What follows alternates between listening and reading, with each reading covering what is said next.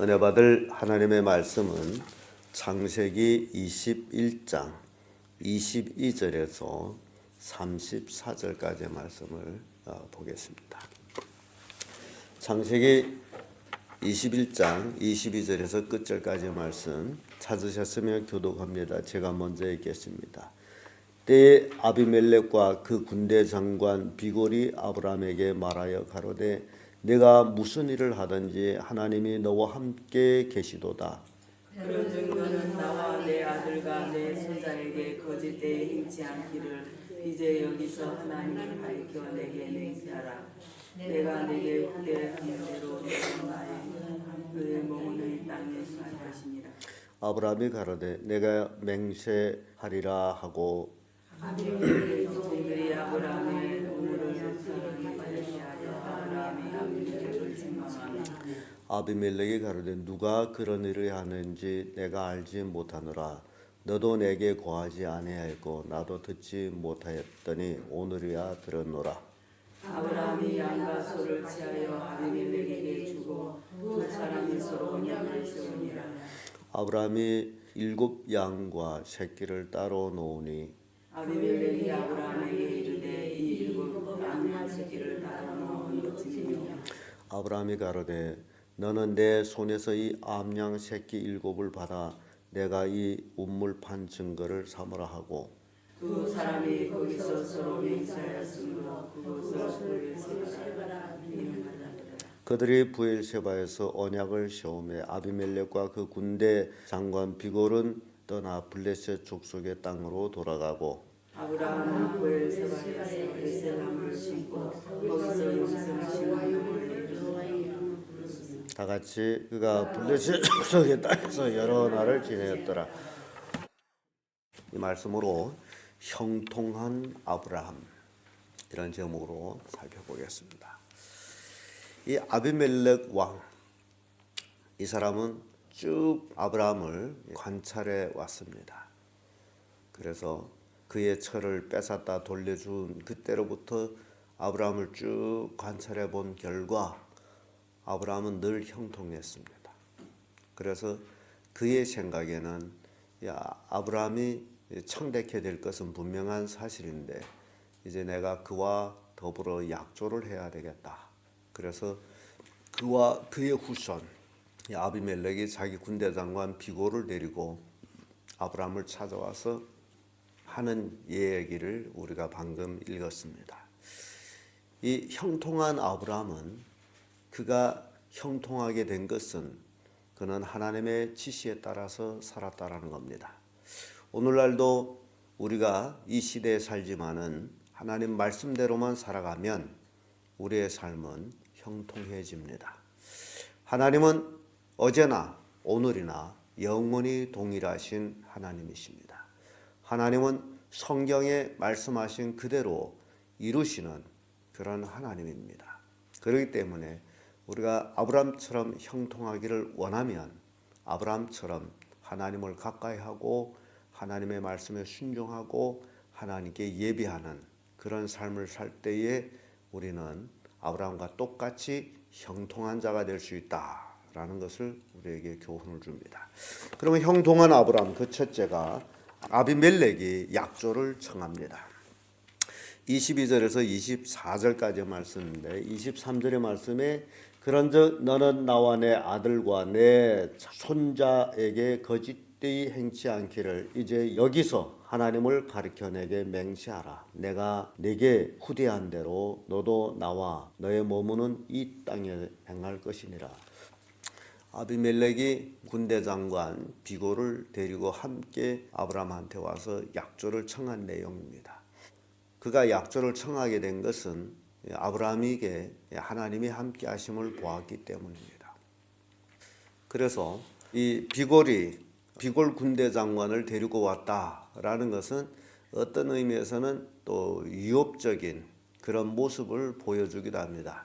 그러니까 우리에게 약조를 안 하면 그렇지 않으면 비골 군대 장관을 데리고 올 수가 없어요.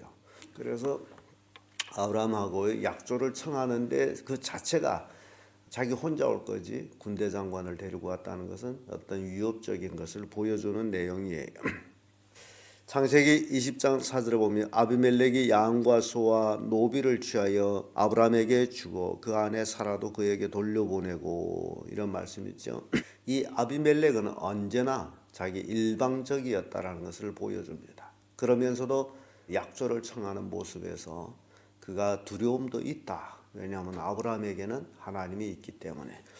이 아비멜렉은요, 그랄 왕이라고 그러죠. 그랄 왕. 근데 그가 사는 지역이 블레셋 족속이 이제 사는 지역입니다. 그래서 그는 블레셋에 속한 사람이고, 이 블레셋은요, 노아의 세 아들 중에 셈, 함, 야벳 이렇게 세 아들 중에 함의 후손들입니다.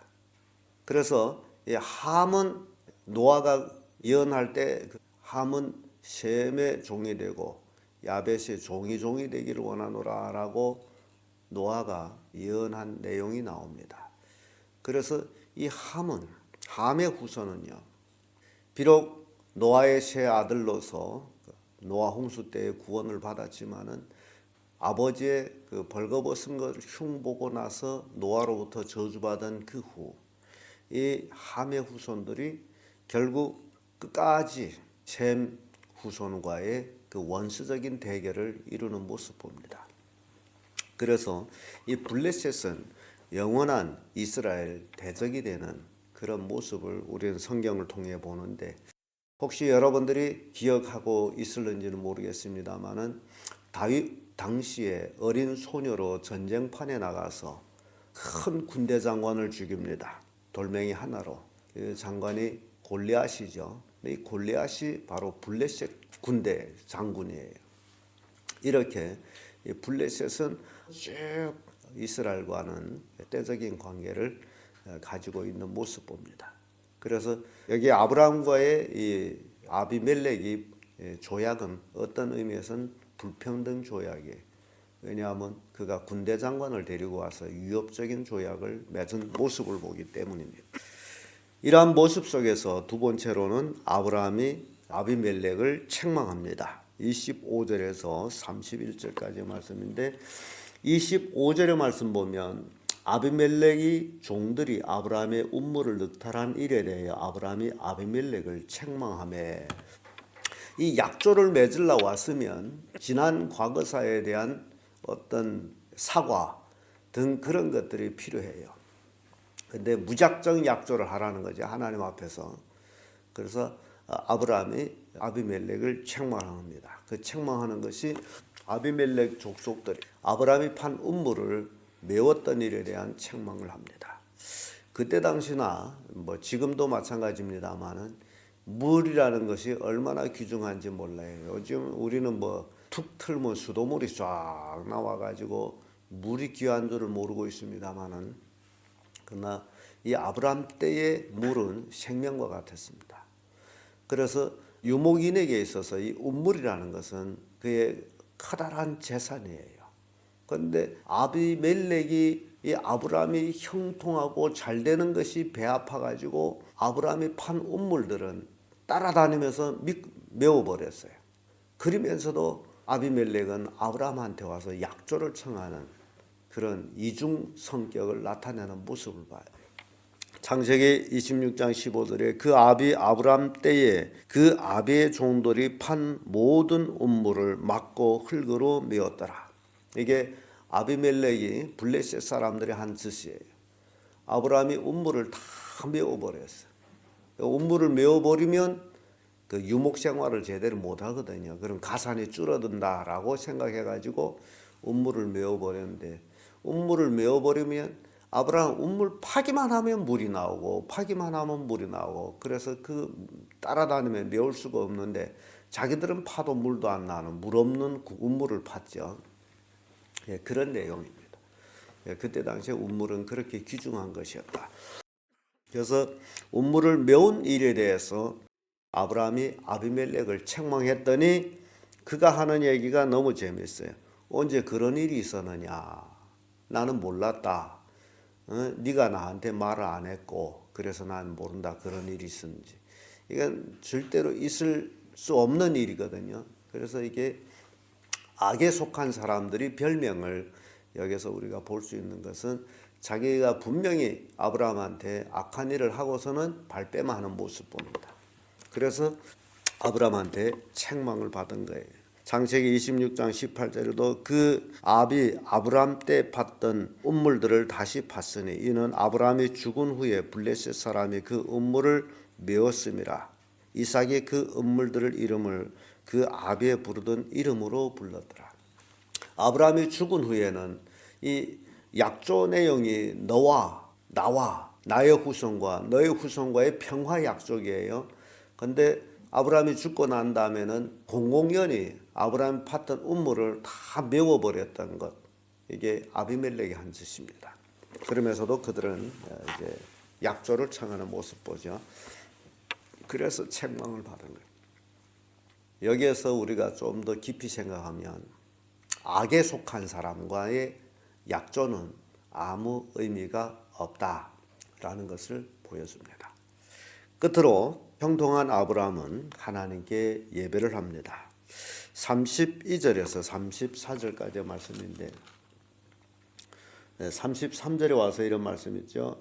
아브라함은 부엘세바에서 에셀나무를 심고 거기서 영생하시는 하나님 여호와의 이름을 불렀으면 라는 말씀이 납니다.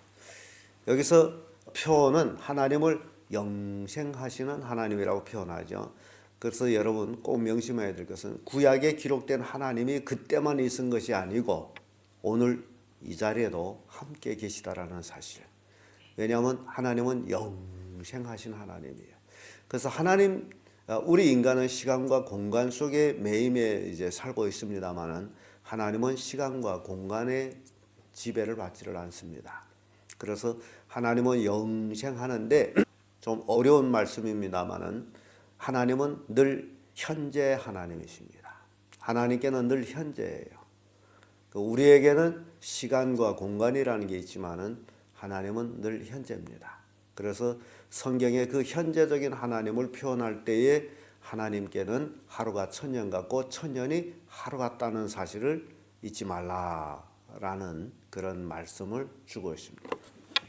여러분 그렇게 한번 생각해 보세요. 높은 데서 밑을 내려다보게 되면 많이 보입니다. 높을수록 많이 보입니다. 그러면 지금 현재 내려다보고 있는데 사람이 이쪽에서 저쪽까지 달려간다. 뭐 차가 달려간다.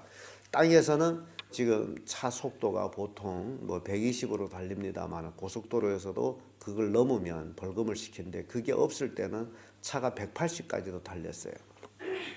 땅에서 180을 달릴 때는 굉장히 빠른 속도예요. 그러나 높은 곳에서 내려다볼 때는요 180을 달려봤자 선잘해서 가는 것 같습니다.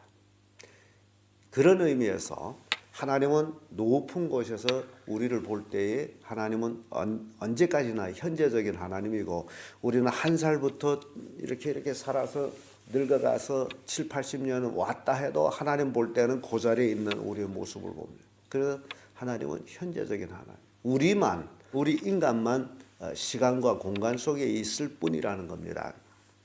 그래서 너무너무 멋지게 표현한 것은 영생하신 하나님의 이름을 불렀더라. 하나님은 변함이 없습니다. 영생하시고 그 자리에 계시는 분이에요. 우리 인간이 시간과 공간 속에 살아가고 있다는 사실이에요. 그래서 여러분들이 하나님을 믿을 때는 구약의 아브라함의 하나님이 지금 현재 우리가 믿는 하나님이라는 사실, 변함없이 영생하신 분.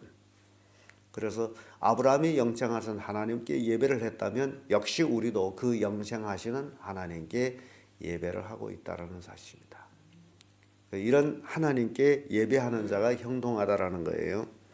창세기 12장 8절을 보면 거기서 베델 동편산으로 옮겨 장막을 치니 천은 베델이요 동은 아이라. 그가 그곳에서 여호와를 위하여 단을 쌓고 여호와의 이름을 부르더니라는 말씀.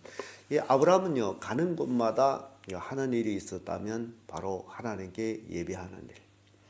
우리가 이 땅에서 살아가면서 할 수 있는 일이라는 것은 우리는 늘 하나님께 예배하는 일. 이것이 우리의 삶의 제일 큰 과제가 되어야 된다는 겁니다. 예배라는 것이. 예배를 소홀히 하는 사람마다 인생을 성공할 수가 없습니다. 그리고 또 복을 받을 수가 없어요.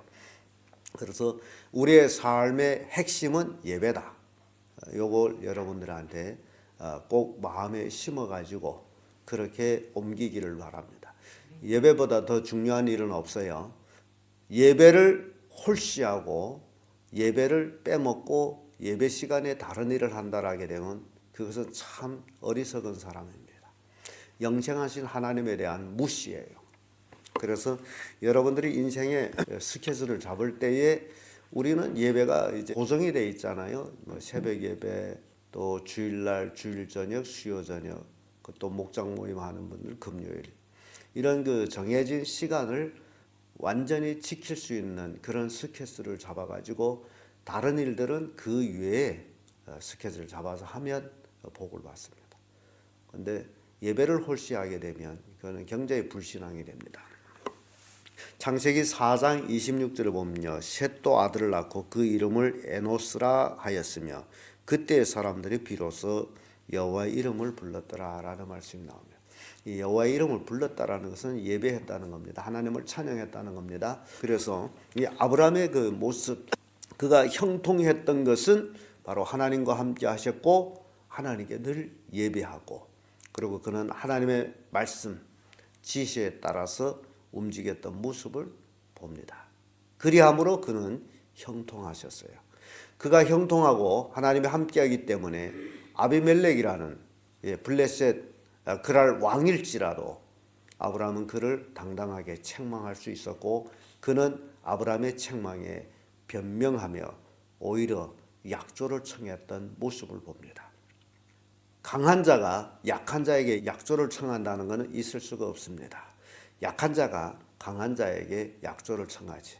그러므로 여기에서 우리가 알 수 있는 것은 실질적으로 강한 자는 아브라함이었다. 누가 함께하기 때문에?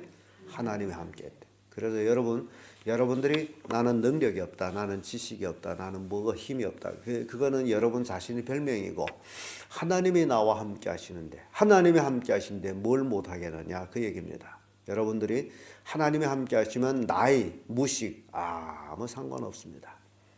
하나님이 함께 하시는 삶, 아브라함을 통해 가지고 그 형통한 삶을 보고 여러분들도 형통한 자들이 되어서 하나님께 더 큰 영광 돌리는 귀한 성도를 되기를 예수님 이름으로 축복합니다.